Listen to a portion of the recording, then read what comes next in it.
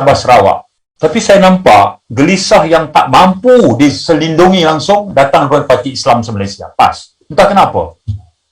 Ya. Hari ini, kenyataan terbaru Presidennya juga menyebut hati-hati dengan musuh agama.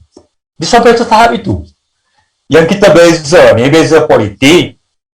Beza politik ini, kalau dijadikan sebagai beza akidah, sampai dispute atau pertikaikan keimanan saudara seagama, itu tak membawa kita ke mana. Kita tidaklah sampai mempelajari ilmu-ilmu Islam begitu mendalam seperti mana beliau. Tapi kita membaca sejarah Muawiyah dan Ali misalnya. Berbeza pendapat. Tapi mereka tahu perbezaan mereka dan perbezaan politik. Sebab itu bacalah sirah itu. Ali tak pernah kafirkan Muawiyah, Muawiyah tak pernah kafirkan Ali.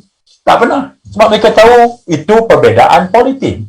Berbeza politik, mereka tak pernah heret sampai menjadikan sebagai perbezaan akidah. Ini musuh agama. Sebab logik yang dipakai adalah Parti Islam se-Malaysia perjuangkan Islam.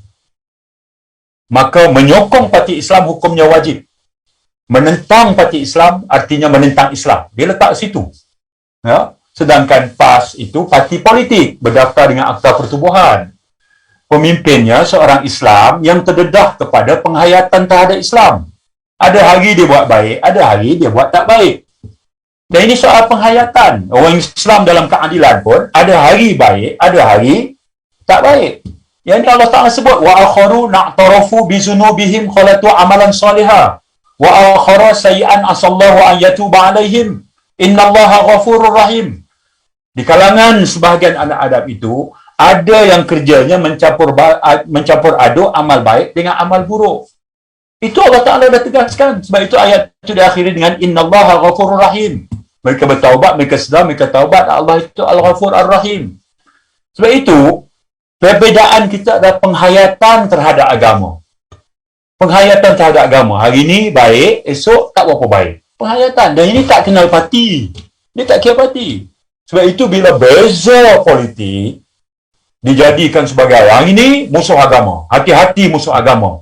Yang itu sangat bahaya kepada perpaduan umat dalam negara kita. Sangat tak sesuai. Ya. Kerana pendekatan politik PAS itu pun berubah ikut zaman. Dia pernah berkawan dengan kita dan DAP. Ya. Kemudian hari ini berkawan dengan MCA sebab kita terima. Sebab dia memilih DAP atau MCA yang bukan Islam, itu tak menjadi akidahnya, tak ada. Kita terima itu sebagai pendekatan politik. Dan keadilan ini, pendekatan politik kita anjal. Fleksibel. Sebab kita saja tak cukup untuk menang dan memerintah. Kita mesti boleh berkawan. Sebab itu, parti keadilan ini, yang sampai sekarang boleh bertahan, kerana kita war-warkan dengan jelas. Parti ini menjunjung perkara-perkara disepakati dalam perlembagaan.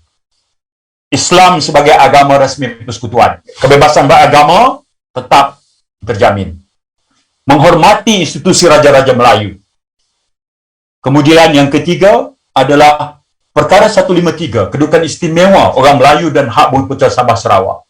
Dan yang keempat, perkara mengenai bahasa Melayu sebagai bahasa. Kita sebut dengan jelas. Betul, parti ini perbedahan kaum. Keadilan ini perbedahan kaum. Tapi perkara disepakati dalam perlembagaan, kita ulang dan ulang dan ulang. Dengan siapa pun kita nak berkawan, kita kata teras kerjasama kita, mesti berpaksi kepada perkara-perkara ini. Kemudian kita sebut tentang tata kelola atau practice of good governance, membenteras rasuah dan sebagainya. Ini kita.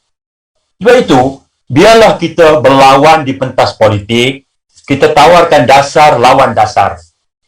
Jangan kita tawar dasar, kamu lawan kata ini musuh agama. Itu sebenarnya sangat tidak bagus dalam iklim politik Malaysia ini. Sudah Samsul. Terima kasih.